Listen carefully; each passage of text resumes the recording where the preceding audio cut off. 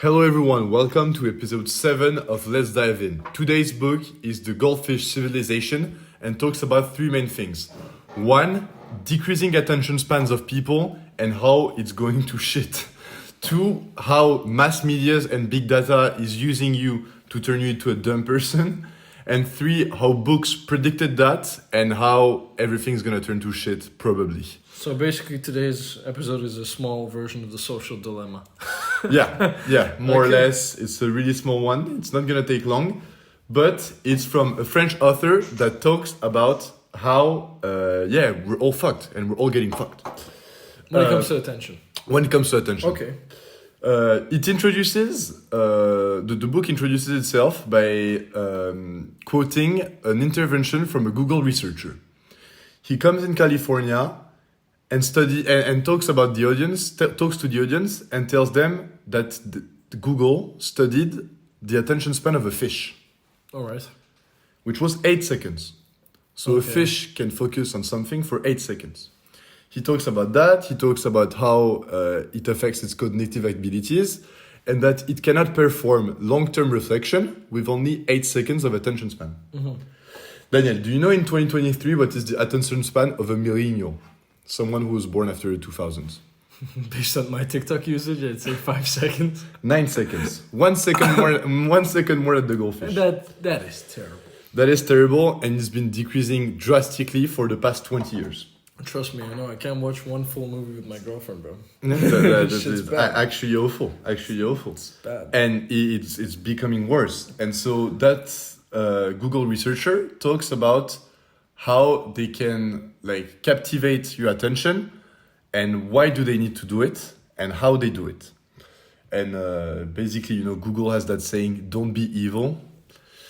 I have bad news, Daniel. For the past years, it's not been the best ally of humanity. Okay. So the book therefore talks about how spending more than 30 minutes per day on social media is inherently bad. So by social media, it means consumption of short content. First of all, quick question for you. Do you spend more than 30 minutes a day consuming short content forms? 100%. 100%. And same for me. And same for you. Same for me.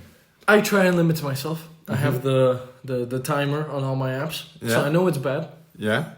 But yeah, I think as a society, it's terrible. And do you see it affect your attention span in your daily life or not? I have nothing to compare it to. No? I don't know. But I'm still capable of reading books. Mm-hmm. I'm still capable of watching long movies. I'm still capable of... But when it comes to, for example, short content, once I start doing it, if I see something that's longer than 10 seconds, then I'm not caught. You scroll. 10 seconds. Yeah, I heard... it's like when it comes to websites. If a website doesn't load within a certain amount of time, I think it was like 1 point something seconds. It doesn't load quick enough. You lose like 50% of the audience. You lose 50% of your audience. That's... And so Google works on that and spends billions per year actually trying to figure that out. So first of all, the time spent on social medias from 2012 to 2016 doubled in 4 years and arrived at 3 hours in 2016. Today in 2024, we're more around 5.5 hours. So we almost doubled again, which is crazy.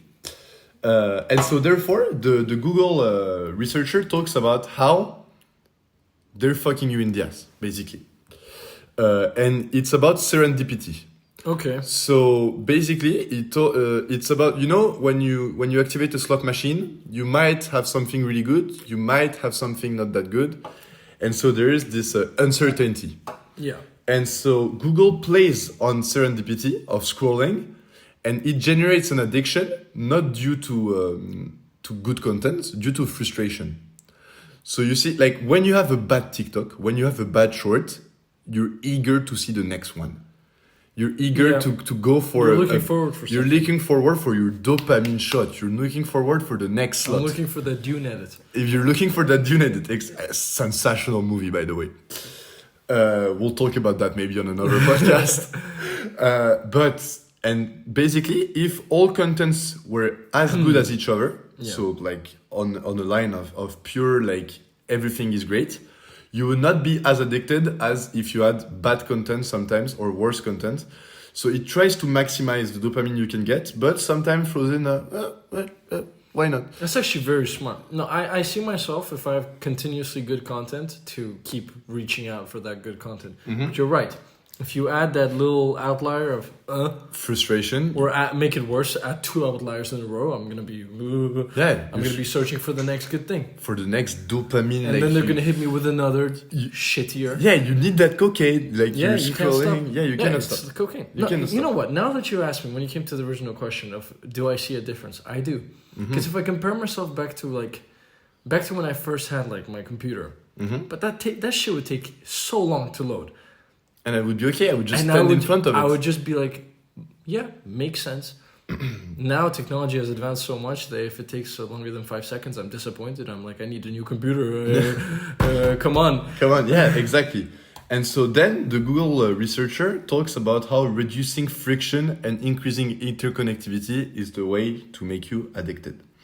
So what do we mean by reducing friction and improving interconnectivity? Is that going from one app to another, making those like jumps between infrastructures is as easy as possible, so you reduce friction at the maximum. If you had a loading time every time you changed app, if you had a loading time every time you did X, Y, Z action, you would be way more likely to just go off the screen. And so that's something not possible because of capitalism of attention. I mean, yeah, it's not the typical economy anymore. It's the attention economy. It's the attention an actual economy. thing. It's the attention economy, yeah. And they do everything to get your attention, whether it has to be adding games into certain things, like anything. Gamification of everything. Yeah, it's those type of things. And actually, it's really interesting because the initial business model of Google was advertising space. So basically, there's only 1,000 websites at the time. Yeah. And so you would be displayed on 5 or 6 websites, depending on the money you were paying. And at the time, it was an okay business plan because, you have like internet space and it's fine.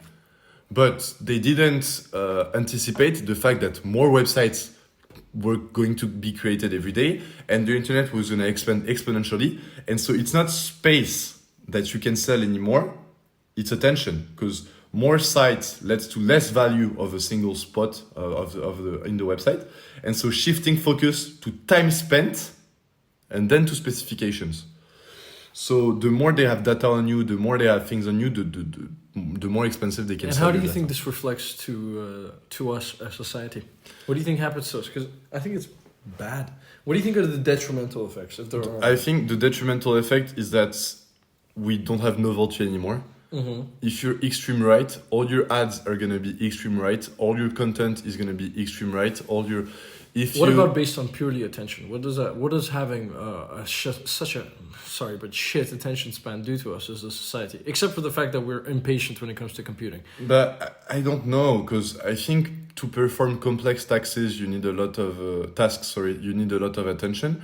But at the same time, I don't want to be the old grumpy guy saying like books are bad because now you can store memory in a book. And at the time of like printing press, when it appeared, it was a thing. People were advocating against books because you could store knowledge on paper and not in your head. So that was something at the time that was supposed to reduce attention span, those books, and reduce like motor capabilities. And in the end, today, everyone is praising books. So maybe that's reducing attention span. We're going to compensate with something else. But from what I feel like, yeah. But do you think that leads to us being distracted easily? But what do you think? I think it leads to us being distracted easily. I think having this attention span, it links to the fact that we're always looking for this dopamine, and then we end up looking for it in our normal life.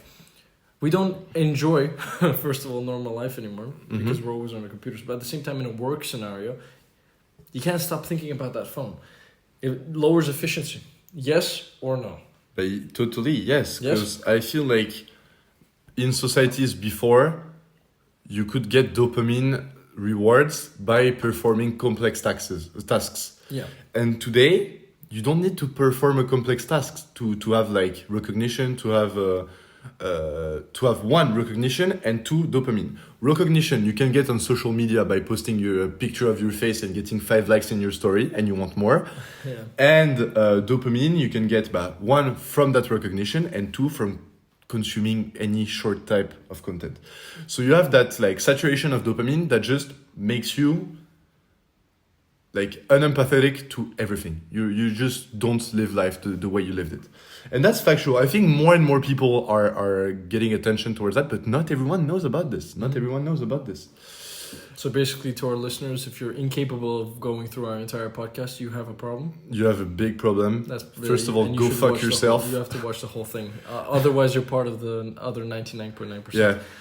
We don't advocate for that. We're only for the 0.1. So Escape the matrix. Escape the matrix. Escape the matrix and subscribe to our channel. That's the message here.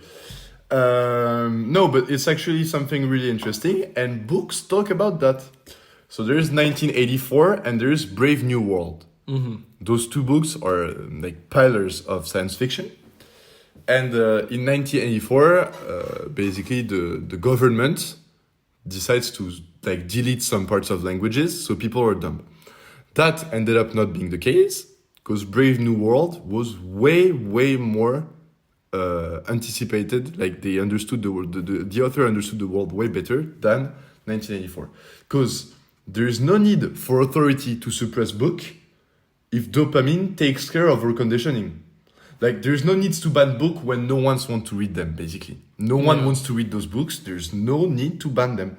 And so in Brave New World, it's exactly what happens. People are happy without knowledge, without anything, and they just they comply in that state of dopamine. I don't need to read books, and it's what we're going towards. What do you think about that, Daniel? I like books. They Mhm. give you a more in-depth about whatever you're reading about. Mm-hmm. But the short content, in all honesty, I think I've read a lot of books. Yeah. The whole podcast is based on books. Yeah. But I have learned, if not more or equal to, from shorts than I have from books. Yeah. Shorts aren't just Nicki Minaj bouncing her ass. Sometimes it's actually something you learn from. Sometimes you get those. Did you know in the Roman Empire? Yeah, but that's an illusion, because at the end of your scrolling session, you don't remember about it anymore. Ah, you do? But I do. Wow. And then you might be the first human being to acquire knowledge from No. But I shorts. think you don't. You never watch something and then you remember. Oh, but this is Mike Tyson did that, or in this year this happened, or the stories that you send me. Sometimes you yourself, you don't remember them. But maybe you do, but way less efficiently. You don't reflect about them. It's just like random facts. That's what I mean, because it's more in depth. Yeah. If you're capable of, I don't know, maybe you have to concentrate more when you have those type of reels and really repeat it twice, maybe, because it's not that long. It's like a minute long. The thing is that maybe you remember the facts, but you're not able to process the information and reflect on it, which leads to polarization. Which leads to like someone saying, yeah, okay, extreme example, black people are bad, and they just go on with that. They had that information, they did not reflect on it. They don't know why, how, and when, but they saw Donald Trump say it, and they're like, yeah, black people are bad. Yeah, we should close the borders. And because of those like random facts that just pop up on their For You page, they repeat facts that they have no understanding of. There's nothing to prove that they're real or not. Yeah. No, I get it. And I just think at the end of the day, if I was to sit down with a person who always read books in his entire life, and me, who, let's say I'm his age, and I've always watched reels my entire life, depending on your content, of course, my content is a little bit more educational on my reels, I reckon I wouldn't know as much when it comes to in-depth topics, but I reckon I would have a much more larger overview. Larger overview? A larger overview. Like, I remember I once had I had a conversation with someone who read a lot of books, and he'd be like, how do you know that? I was like, I don't know. And then I realized, I knew it from a reel. Oh, but did you know in that year, did you know Cleopatra died in her bathtub? Did you know she had sex with that guy? How do you know that? But I didn't, did you read in the book? No. I didn't search it up, that's for fucking sure. Yeah, okay, but I think first of all, basing a personal experience, No, but it happened once. I feel like, and I don't feel like empirical data says that you acquire way more knowledge by no reading knowledge. books than Just by. much more. There's a for example, IB A level. A level concentrates on 3 subjects. IB concentrates on 7. Mhm. I know 7 subjects, but I know 25% of that subject. A level knows 3, but they knows 100% for each. For example, You're comparing IB to reals. I'm trying my best here. No, what I'm saying is that okay, It's a large variety of a lot of random things. Steve Jobs says that smartness is the ability to connect dots between each other. Yeah. In my opinion, and in scientific opinions, reels and random facts thrown at you by those short-term video contents are too elusive points to make any connection between them. You know that Cleopatra had sex with Julius Caesar, but you're not able to like you don't have context. You don't have it's just like bam, it's thrown at you. So it can be fake news. You don't know about it. Maybe she never had sex. Maybe she's a virgin, and so I'm just making things up here. But you can argue the same with a book. How No. many times is a book about the book we just read, State and Revolution, but a bunch of bullshit. Yes, but there's A bunch of context. bullshit. There's context. I don't agree with you there. And when you read a book, let's say for example the State and Revolution, you end up falling into the exact same trap. It's you reading it and he repeats the point to you and he repeats the point to you and at the end of it you're like, oh shit, am I wearing red? Am I a communist? Yeah, but first of all, you're not reading State and Revolution 5.5 hours a day. That's the first thing. Yeah, but That's the first thing. reels are so varied. Yeah. So it's bullshit, but from everywhere. It's just you have that Fair. like you don't have a context window, you don't have a processing window, you have Maybe, but I think I actually learned a bit. okay. Well, good. My news is TikTok. I swear to God, I have this guy. I know he's pretty famous. He just tells me what happens in the world. He could be completely bullshitting to me, and Yeah. I might be part of that little stupid society, as you call them. Yeah. Maybe. May Lord have mercy.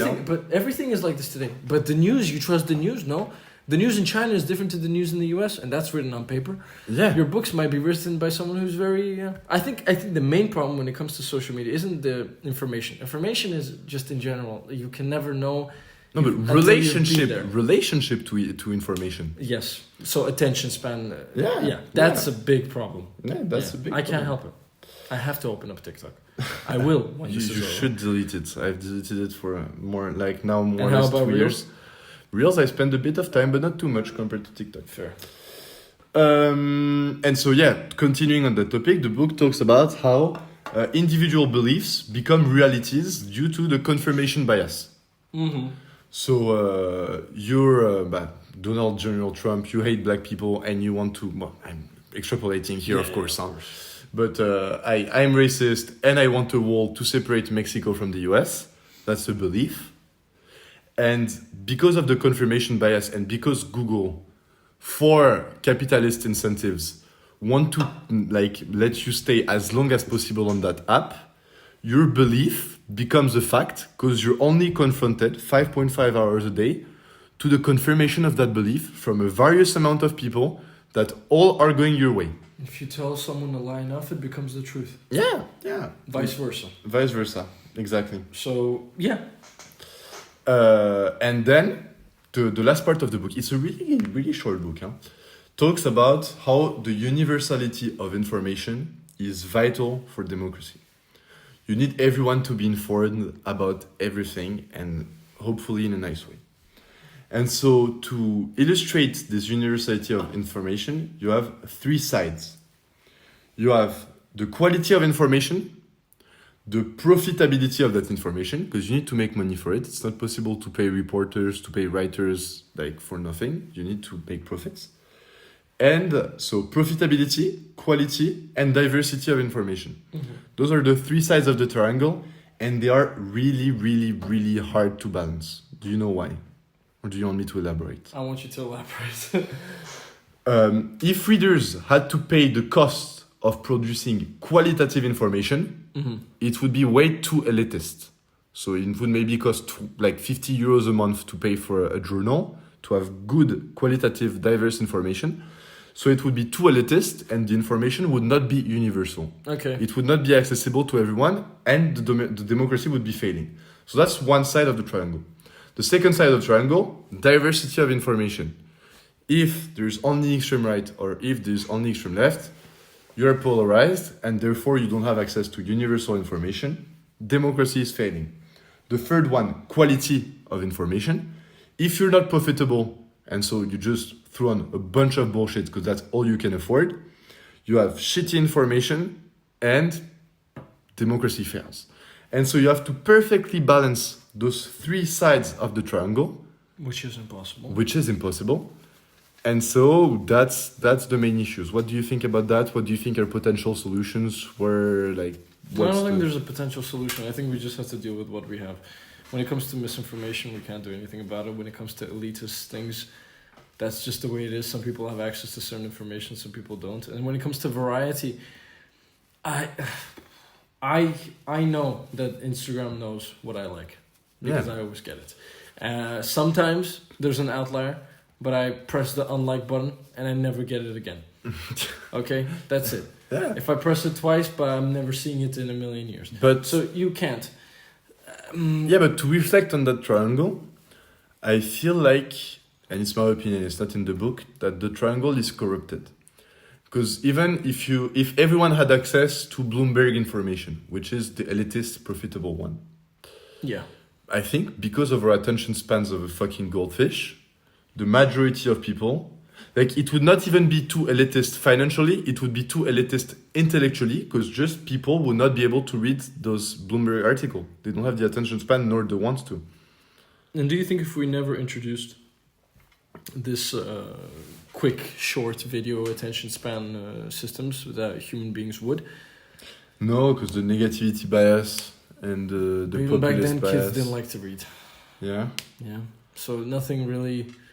There's nothing we can do. There's nothing we can do, and yeah. And when it comes to misinformation, like certain book, for example, like communist Russia, but they believed in certain things and they read it from a book and it was the way it was. You know, same thing as today. You read what you see. But I think you believe what you get. You can incentivize the youth with an like. Because even like If we had a good education, the do ads you you think get people are based on the country you're in. The videos you get, my videos change depending on the country I'm in. Yeah, of course. Everything is Made for you, made to and fit for you. tailored for you. So you can't hide it. You can just delete it. Yeah, but okay. Do you think education would change inherently that relationship with information and with consumption if it was done like greatly? If it was done very well, yeah, 100%. Okay, and how to do it well? Mr. Danilo President, like you go for it. You go for No, it. I think if we were to be more educated overall, people would not fall into this fallacy of Trump build the wall. Oh, yeah, let's build it. Yeah, but how do you educate them? By showing both sides. You have to always tell them that there's a positive to a negative. You have to show people that you have to educate them. You can't just have communist Russia where I still can't convince my mom that it was terrible, even though it was and she lived in this society. You can't. You need to educate people on both aspects of society. You need to show them that books are still good. You need to tell them why. Alors, You need to push towards it. You kind of need to force it because it's something that's already happening. An 8-year-old has a phone. yeah, How are you going to teach it? you're right. You have to enforce it. You have to tell your So- kids to read. For me, I kind of modelized that model of education I would like for my kids, and I think it's the best for humanity. It's based on 3 principles. No iPads. No iPads, that's the first thing, but I'm going way more big picture than that. 1, discipline. You need to set up those like dopamine circuits so they are not falling into the trap of short content. So if you set those circuits right, I believe you can make it. And how exactly would you do that? Not giving them your devices until a certain age? No, Enforce it on them, like I said? No, first of all, not giving devices, but second of all, like making them learn that basically you can have a lot of dopamine by doing more like great things, in my opinion, discovering things. But that goes along with the 2 other principles. So it's 1, discipline, 2, curiosity. So like eager to learn new things, to discover the world, to find a lot of mediums, to get information, to like just discover a bunch of things. Novelty search, for me, second pillar, big boy. And the third pillar is open-mindedness. So I think if you bring together discipline, open-mindedness, and curiosity, you have a succeeding society. Because open-mindedness, you're able to question yourself, you're able to assess situations critically, and you're able to just ask questions. Yeah, no. For me, the way, like, for example, the way my parents did it for me is naturally no one's just gonna love to read books. At least the majority of people out there, yeah. Even when you're a child, it doesn't really in any way. So I was forced in a way, but they gave me an incentive. At the end of the week, I would get my portion of candy, whatever. Perfect. And by the end of it, by the time. It took within a year, I was interested in reading books myself. So I ended up enjoying it and receiving my own type of dopamine. Why? Because I didn't have anything else on offer. Yeah, so they basically set up your dopamine circuits. And they didn't give me anything else to replace it with. So yes, one, you restrict devices until a certain age, because at some point you're actually at a disadvantage if you don't know how to use certain things in this generation. You don't want to be like your grandpa. So that, but be smart about it. Don't have those iPad kids. Those iPad kids are going to grow up to not much. And of course, we go back to the second podcast, it's a matter of probability. Because you had your parents doing that book thing and candy thing, you're maybe going to spend 2 hours on social medias instead of 5. Like, it's about maximizing probability and maximizing rating. They enforced enjoyment. So now, as much as I look forward to open up my phone, I'm also looking forward to reading a book. And get knowledge. Yeah. And there's only benefits from it. Only benefits from it. Only benefits. So what do you think about my 3 pillars? It's for now, I'm 19 years old. What about government intervention? Just throwing it out there. No, but it's not. But yeah, but it's not a pillar of education. For example, when it came to like JFK, he enforced the fact that everyone should work out, and he gave them we're having a slummy society where men are weak. We don't want that. So we want to enforce the exact same thing as government. We would say we want people who know how to read, people who are educated. I think this goes with discipline. Yeah, government plays a role in that. But what do you think, like as a parent or as a school, what do you think about those 3 principles? As a 19-year-old, this is now how I conceptualize like education.